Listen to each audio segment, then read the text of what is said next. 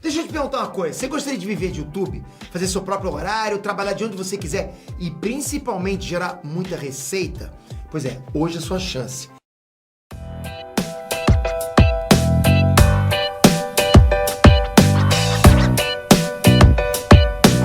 Foi pra Índia e o que te levou a ir pra lá? Rapaz, a primeira vez eu fui tardiamente, eu fui em 94, né? E foi uma viagem em que eu tive a oportunidade de ir para o Caxemir. Né? O Caxemir é uma das regiões mais lindas que tem no Himalaia, né? Que ali tem uma disputa, continua tendo entre Paquistão e Índia, né? E eu fui para lá e fui para Dharamsala. Dharamsala, onde está a sede política e religiosa do governo tibetano. Lá é a residência de Sua Santidade o Dalai Lama. O que te levou a essa primeira viagem? Não, porque eu tinha amigos que falavam sobre o assunto. Eu já tinha eu tinha passado uma temporada na Itália, né? Conheci grandes tatuadores na Itália, né? Um deles, o Marco Leone, que foi o ícone da tatuagem artística aqui no Brasil, na Vila Madalena. Primeiro estúdio de tatuagem artística no Brasil, que não era essa história de Porto, etc. Era um estúdio de tatuagem. O Marco me deu pilha, eu fui para a Itália, conheci outras pessoas que deram esse gatilho. Vai para a Índia, cara. Ah, eu quero. Não, eu no meu caso, daí eu fui para a Índia. Eu também quero conhecer lá. Daí eu fui para a Índia, daí em 95 eu fui para a Índia. Em 95 eu tive a oportunidade, eu já estava tendo sonhos premonitórios, minha mãe tinha falecido. E eu vinha em sonhos, tinha assim a passagem de Madre Teresa de Calcutá. Acho que vocês já devem ter ouvido falar dessa figura lendária da história da espiritualidade do planeta. E eu fui para Calcutá, não tinha contato de nada, sem lenço e sem documento. Fui lá num hotel próximo à Irmandade de Madre Teresa. E no terceiro dia eu encontrei ela, tomei as bênçãos dela e me senti mais fortificado para continuar minhas histórias. E o meu primeiro Kumbh Mela, esse festival que acontece na Índia, é o festival mais antigo da história da humanidade, que reúne de 70 a 90 milhões de pessoas, Arthur. Cacete, tu foi para lá? Eu já fui 7 vezes. O que eu tava vendo os vídeos. O meu Rock in Rio. Eu vi os vídeos teus lá nesse festival. Qual é o ponto dele? O que tá acontecendo ali? Tem a ver com espiritualidade ou é só uma festa para celebrar os deuses? É uma coisa muito antiga. É antes mesmo desse período da nossa civilização, que vem de 4, 5 mil anos. A festa acontece há 5 mil anos, tá? Ela é o motivo dessa festa. Ela sempre acontece nas margens. São 4 cidades sagradas, acontece nas margens desses rios, né? 2 cidades, que é Prayag e Haridwar, elas são banhadas pelo rio Ganges, o Ganga, né? Que é muito conhecido. E essa festa ela acontece de 12 em 12 anos ou de 6 em 6, de acordo com o movimento do planeta Júpiter, que se alinha com a Lua e a Terra. Então ainda tem essa referência dos nossos ancestrais, nossos antigos, que eles tinham esse movimento, a vida deles era movida pelo sistema solar. A gente perdeu essa referência. A gente perdeu completamente isso. A gente sabe o que é segunda, terça, hoje é sexta.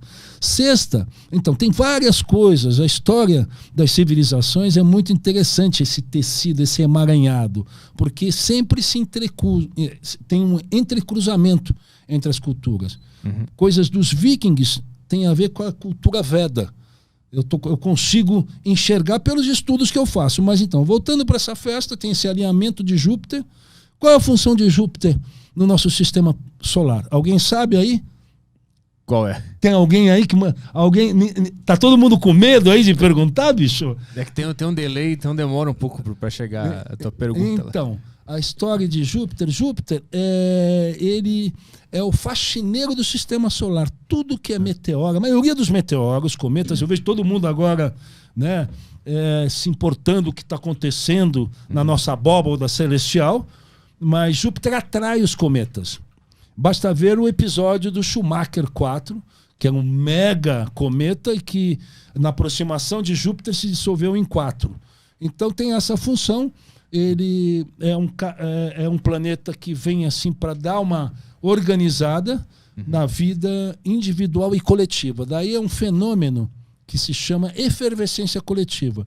Você percebe, esses 50, 80, 90 milhões de pessoas, todo mundo numa outra plataforma energética. Tá? É como você vai num show de rock, você vai num show sertanejo, vai num show de funk, não fica todo mundo dançando na mesma levada? Vai em comício político. Agora que vai ter as eleições, fica todo mundo inflamado. Fica todo mundo naquela gravitação energética. Vai no show do Ratos do Porão. Vai lá o João Gordo. E todo mundo tá... Né? Vai no show da Anitta, as meninas, fica todo mundo sensual. Então, essas que são as vibrações. Se você está numa vibração dessas, cósmica, espiritual, que já fazem isso há 4.000 anos, Arthur, mesmo você não entendendo patavinas, nada, você entra na vibração. E que vibração é essa? É muito diferente? Para cada um, poxa, vai de acordo com... Como é que tu absorveu? Não. Vai de acordo com as suas doenças, com a sua toxicidade, porque aqui a gente tá vivendo para ir limpando, né? Mas como é que foi para ti essa experiência? O que te ajudou? 7 vezes eu fui lá, cada uma. A primeira acho que deve ser a mais interessante, porque tu era mais inexperiente, não sabia muito bem como é que era. Poxa, então imagine... Você tá ali, aqueles acampamentos da primeira, né? Que foi em 98, até a última que eu tive em fevereiro de 2019. Né?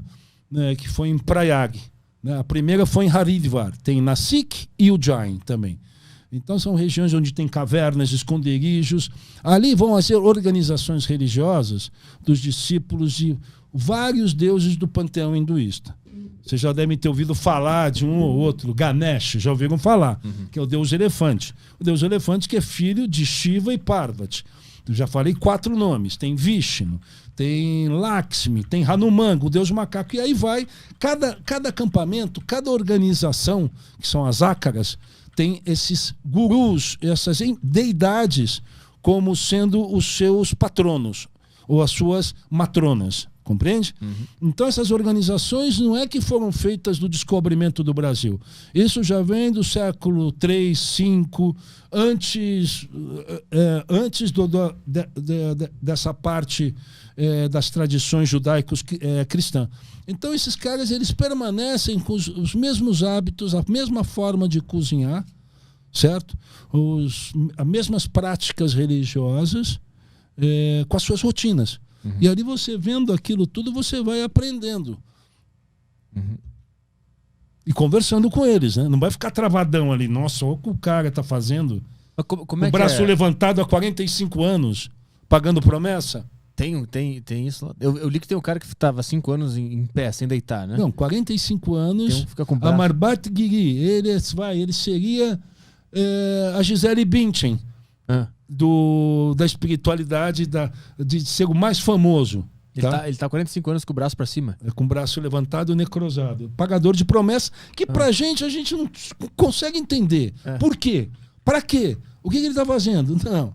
Se ele quiser baixar, ele baixa, mas tá necrosado. Qual é o ponto? O que tá por trás disso? É uma promessa que ele fez completamente fora daquilo que a gente pensa. Então você tem que ir para lá para conviver com essas pessoas. Não é a tua análise, compreende? O seu juízo sobre as pessoas. Isso é seu, particular. Mas a questão é de uma dimensão que ele atende ao coletivo, fazendo essa promessa e despertando a atenção. Né? Isso eu estou falando numa camada bem superficial. Porque tem o porquê dele, o culto, que é algo pessoal dele. Tu conversou com esse cara, por exemplo? Cruzei com ele várias vezes. E o que tu conseguiu entender que tá por trás desse gesto, dessa atitude? É puramente espiritual? Olha, tem coisas que a gente não precisa ficar se desgastando querendo saber o porquê. Então, quando tu vai para esses lugares... Olha ali, ó o meu camarada. Tá ali ele. Tem um cara ali, um fortão, fazendo a parada também. É esse mesmo, esse cara que tu viu lá e conversou. Então o teu ponto no jornalismo não é tentar entender, é simplesmente ir lá, relatar. Isso acontece, é assim que as coisas são, sem tentar ficar entrando nos porquês, porque aquele cara tá fazendo. Esse é o ponto, né? Nessas festas, nessas manifestações dessa magnitude, o todo é maior que a soma das partes. Então você ficar se dividindo, ficar querendo julgar, etc., que a nossa cultura aqui é a cultura, né, da lacração, do julgamento, certo? De opinar, falar, pô, vou cancelar o fulano porque não acompanha o meu raciocínio. Que raciocínio? Mas vá fanculo. Tu acha que tentar entender tá ligado a julgar de alguma forma? Aí é uma questão sua, poxa. Você quer que eu seja seu psicólogo? Eu vou chamar o Guilherme Romano aqui, porque ele é coach e terapeuta. De uma história incrível que foi no passado recente, 2014, com a série que eu fiz para Discovery. Eu apresentava um programa que chamava Na Fé.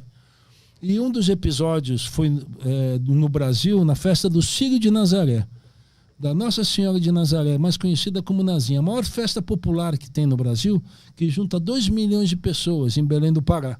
Diversas romarias. Mas o ápice da história é quando eles levam as pessoas vão para a corda, aonde que estão levando a santa, certo? Estão levando ela no pedestal e tem a corda, que é imensa corda, e as pessoas têm que ir para a corda.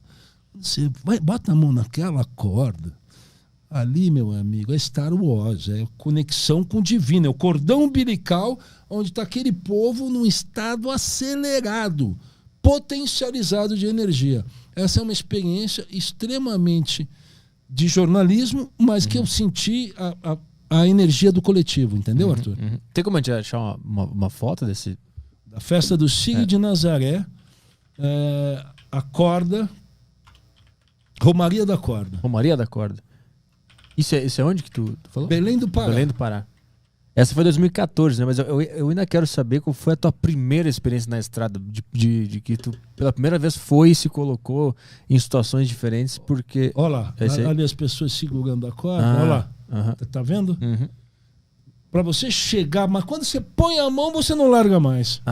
Então é um desafio chegar até lá, né? É um desafio, e você pagar promessas também. A gente é muito promesseiro, nós brasileiros. Sim.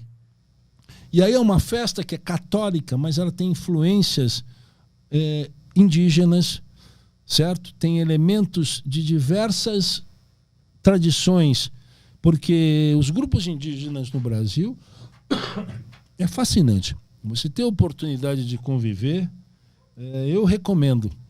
Tu conviveu em que sentido? Tu viveu em alguma tribo junto com eles? Por quanto tempo? Eu fiz um documentário em que eu fiquei com os índios oés. Os oés é o suprassumo de índios isolados que existe no Brasil. A referência deles é o piercing que eles têm, que é o puturu, que passa aqui, ó. Mostra aí as imagens. Índios oés, Z-O-E-S. No município de Cuminapanema. Eu fiquei por lá por 2 semanas. Eu e o meu cinegrafista, o meu diretor de fotografia, Tony Nogueira.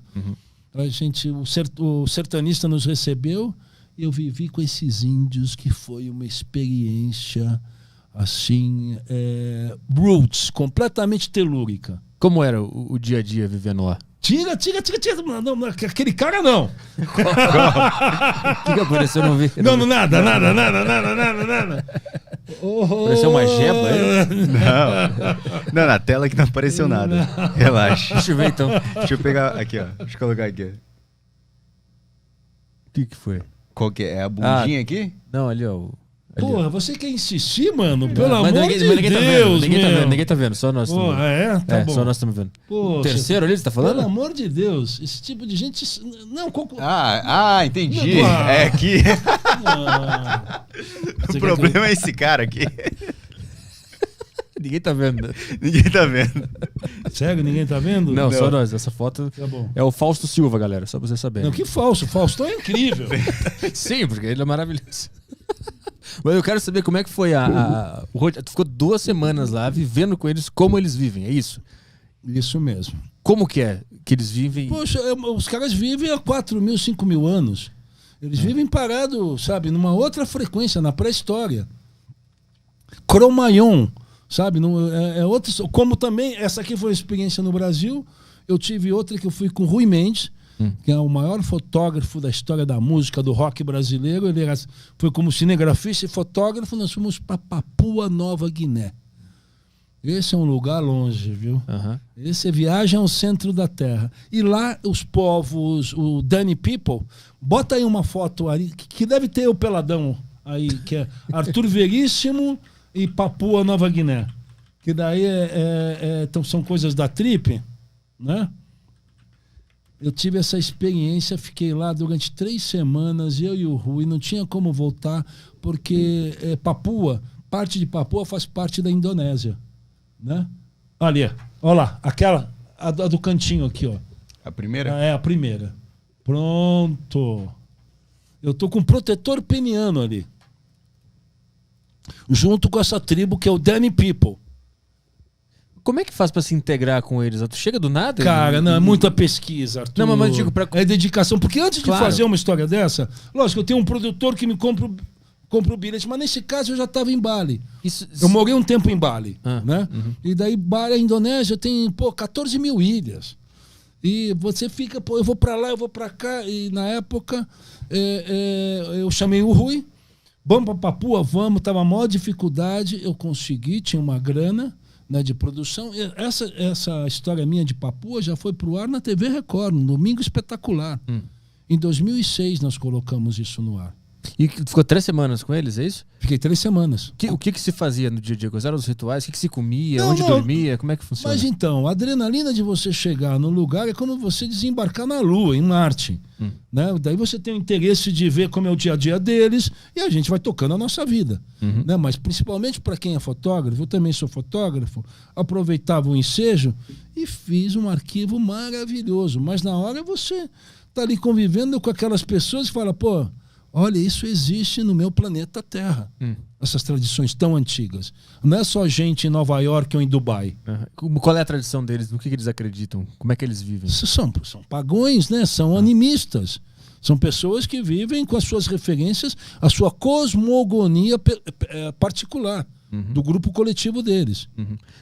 O que se aprende quando se conhece tantos povos, tantas pessoas diferentes? Você fica bem mais tranquilo, né? Vendo como tem o outro, como tem a variedade do ser humano. Mas quando tu ia lá, tu vivia com não é eles? Aqui, não é a mesma coisa que aqui, que você... o cara torce pro Vasco, o outro torce pro Guarani, claro, aí você torce pro Flamengo, pro Santos. Não. Você coloca uma variedade de possibilidades que você torce pro Vasco, Guarani, Manchester, Juventus, Liverpool. É isso, você abre. Não fica tão, fechadinho. Só o meu é que é melhor. Eu só curto heavy metal. Legal. Eu só curto rock and roll. Tá bom, não gosto das outras vertentes. Você tem que abrir teu coração, né, meu? Lá tu participava das práticas deles também? Olha lá, tô lá peladão ali, rapaz. Olha lá eu com as gatinhas ali ao lado. Olha lá. O que era era uma festa isso aí? Eles fizeram uma festa, lógico. Tem que ter uma grana, né? Você paga, certo? Eles têm a vida deles, a rotina. É que nem você contratar um artista para fazer, né, uma participação num episódio, num filme. Todo mundo tem que ser monetizado. Ok? É isso. Foi aquela história que tu contou em off do Santo Amaro, né? Das pinturas rupestres que tu foi lá mostrar. Não, isso é a Serra da Capivara. Serra da Capivara. Que história é essa? Lá tem pinturas rupestres e foi considerado um dos lugares que a pessoa tem que visitar em 2022, né? Não, Arthur, ali é um local que está... lá é a história dos caminhos da humanidade. É no Piauí, São Raimundo Nonato. Quem gosta, eu adoro as pinturas. Pintura rupestre, principalmente, é onde começou tudo, né? As pinturas rupestres é onde iniciou arte, cultura e religião. Como é que os caras pintavam aquilo? Acendiam uma tocha e pintavam aquilo. Como é que pintavam aqueles paredões? Faziam aquilo em estados alterados de consciência. Comiam um cogumelozinho aqui. Compreende? Não é que eles baixavam o Leonardo da Vinci neles, o Michelangelo ali. os gêmeos ali. Não, eles mostravam ali o local, aonde que eles tinham, aonde que era a vida deles e o dia a dia, as caçadas, o sexo. E lá é a região, é o parque a céu aberto maior que existe nas Américas de pinturas rupestres. Pinturas de 10, 12, 15 mil anos, altamente bem preservada. E tem 2 museus que não deixam nada a desejar, museus na Suécia ou na Finlândia. E foi considerado agora pelo New York Times nos 51 destinos imperdíveis para se conhecer em 2022. Está lá a Serra da Capivara, não é Copacabana, não. Quando que você esteve lá? Eu tive lá há 5 meses atrás, mas eu vou lá agora no Carnaval. Eu vou levar um grupo de pessoas para conhecer. Esse lugar aí, né? Olha a Pedra Furada, olha que lindeza. Olha que lindeza, imperdível. Eu fui essa última vez com um casal de amigos, o fotógrafo André Pessoa, um monstro da fotografia do Brasil, vive por lá, e com 2 jovens. Os meninos, um tinha 14 e o outro tinha 19. Os caras ficaram deslumbrados. E tudo gamer, né, meu? Criptomoeda gamer. Os caras falaram, o que é isso? Isso começou daqui, né? Os jogos gamer. Eu falei, isso mesmo. Essas pinturas, elas têm alguma interpretação? Tem como entender o que estava querendo ser dito ali? Ou é só nossa especulação? Não. Tem os guias. Os guias locais, eles vão te elucidando tudo. Vão te facilitando a manobra de você ter um entendimento da história. O que tu aprendeu com essa visita lá? Poxa, são os nossos ancestrais. Isso daí você vê, tá no seu código genético. Quando você vê uma pintura dessa, você já se sente acionado. Fala, nossa, olha os meus ancestrais. Não é o papai, o vovô, a vovó, o nome da família, não. Aí que começou tudo. Mas tu disse que eles desenhavam isso sobre aquele estado alterado, né? Eles usavam alguma coisa, comiam uma planta parte e tal. ou outra. Não, eu quero perguntar assim, tu acredita que esses outros estados foram o que nos trouxeram a capacidade artística? Porque o cara acessou esse lugar onde ele soube usar artisticamente o seu corpo, a sua mente, para pintar aquele negócio. É muito doido isso. Mas são as interpretações. Olha esse povo tão antigo. Você chega em locais, em paredões, que parece que fizeram a pintura há 5 minutos. O vermelho, assim, ó, intenso. Fala, que pigmentação é essa? Compreende? Uma questão aí no nosso grupo do Telegram? Temos algumas aqui, mas eu queria saber, antes, qual é que é de ser um jurado na Cannabis Cup? Ixi, a pergunta tua é essa? Rapaz... Olha, que eu conheci o pessoal... Tinha a revista que é a Bíblia desse mundo canábico, chama High Times Magazine, uma revista americana. E na época, estava na Trip, eu falei, Paulo, a gente tem que ir para Cannabis Cup em Amsterdã, vai ser pancadão aqui para Trip. Daí ele falou, Arthur, mas poxa, leva mais alguém. Daí estava aparecendo uma banda que era o Planet Hemp, o Zé Gonzalez, o Zegon do Tropiquilas, era meu assistente de DJ na época, e ele estava entrando no Planet Hemp. Ele falou, pô, escuta o som desse cara. Daí conheci o D2 do Rio de Janeiro, tal. Ele veio na Humilde, tal. Eu falei, Paulo, poxa, vamos comprar um bilhete para ele. O D2 na época chegou lá em Amsterdã, estava um baita frio. O Zé comprou casaco para ele. E o D2, juntamente com a nossa comitiva, era eu, Vavá Ribeiro, o Chico que é o cara da Fete Cristal, a melhor loja de fertilizantes que tem no Brasil. E o Zé, a gente foi para Amsterdã, eu fiz uma matéria de mais de 20 páginas, Arthur.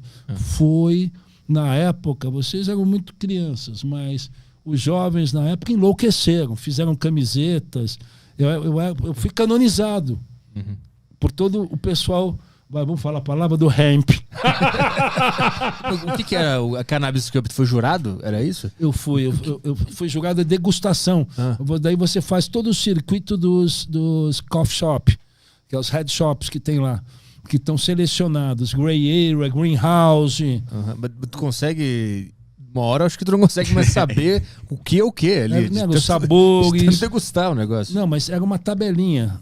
Eu ainda tenho nos meus arquivos do Museu do Cairo na minha casa. Então imagine meus arquivos, né? Eu tenho lá onde que a gente marcava que a densidade, a qualidade do desbelotar. Tem vários itens para você avaliar. Quem ganhou? Qual foi? Puta, na época, é que esse é um evento anual, né? Mas na tua, tu era jurado, tu dava nota pra cannabis. Eu acho que foi Purple Haze ou Jack Herer. Então, tinha indoor, outdoor também, mas o Jack Herer foi o maior ativista da história do mundo canábico, ele que revelou toda a falcatrua da marca DuPont, demonizando o nome cannabis nos Estados Unidos.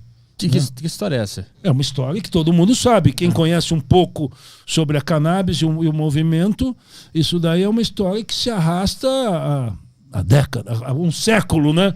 1920, 1930. É que, para vocês entenderem, eu vou falar rapidamente, as cordas das embarcações, as velas dos navios, elas eram feitas de cânhamo, tá?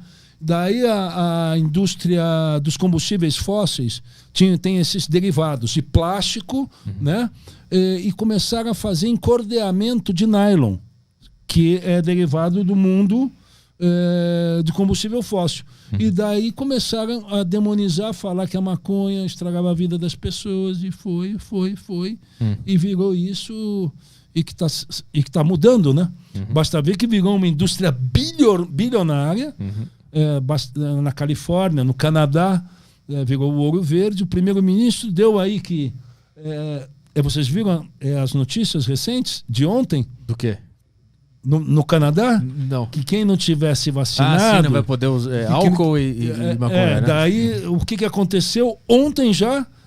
Aumentou. Não, 300 mil vezes mais todo mundo tomando vacina. Só para poder fumar.